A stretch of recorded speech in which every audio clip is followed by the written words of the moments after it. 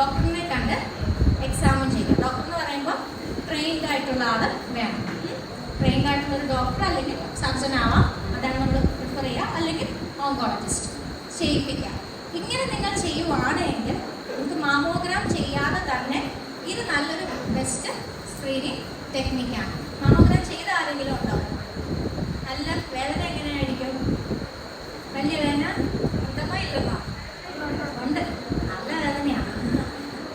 Okay, അപ്പം ideally 40 വയസ്സ് തൊട്ട് മാമോഗ്രാം എടുക്കാൻ തന്നെയാണ് നമ്മൾ പറയുക. പക്ഷേ നമുക്കറിയാം ഇന്ത്യ പോലുള്ളൊരു രാജ്യത്ത് എല്ലാ വർഷവും മാമോഗ്രാം എടുക്കാൻ ചിലപ്പോൾ ആളുകൾക്ക് പറ്റില്ല എന്നുള്ളത് കൊണ്ടാണ് നമ്മൾ നടത്തിയ പഠനം RCC ബേസിസിൽ നമ്മൾ നടത്തിയതാണ്. അപ്പം നമ്മൾ അവിടെ എടുത്തേക്കുന്ന ഒരു ഇതിങ്ങനെയാണ്. എല്ലാ മാസവും തനിയെ നോക്കാം, നോക്കേണ്ട രീതിയിൽ നോക്കണം, വീഡിയോ പ്ലേ ചെയ്യാം.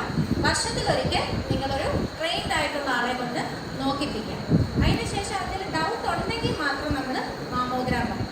40 വയസ്സിന് താഴെ മാമോഗ്രാം നമ്മൾ അങ്ങനെ പറയാറില്ല, USG ആണ് പറയുന്നത്. എന്തുകൊണ്ടെന്ന് വെച്ചാൽ 40 വയസ്സിന് താഴെ ബ്രസ്റ്റ് ഡെൻസിറ്റി നല്ല കൂടുതലായിരിക്കും, മാമോഗ്രാമിന് കറക്റ്റായിട്ട് കിട്ടത്തില്ല, അതുകൊണ്ടാണ് അങ്ങനെ പറയുന്നത്.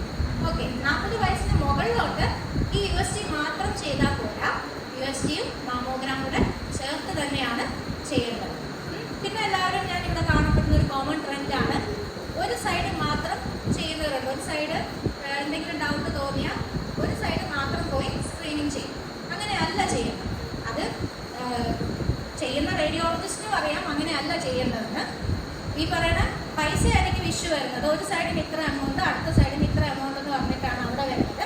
പക്ഷെ അങ്ങനെ നിങ്ങൾ തന്നെ ഓർക്കുക, ചെയ്യുന്ന സമയത്ത് നിങ്ങൾ 2 ബ്രസ്റ്റും സ്ക്രീൻ ചെയ്തിരിക്കണം.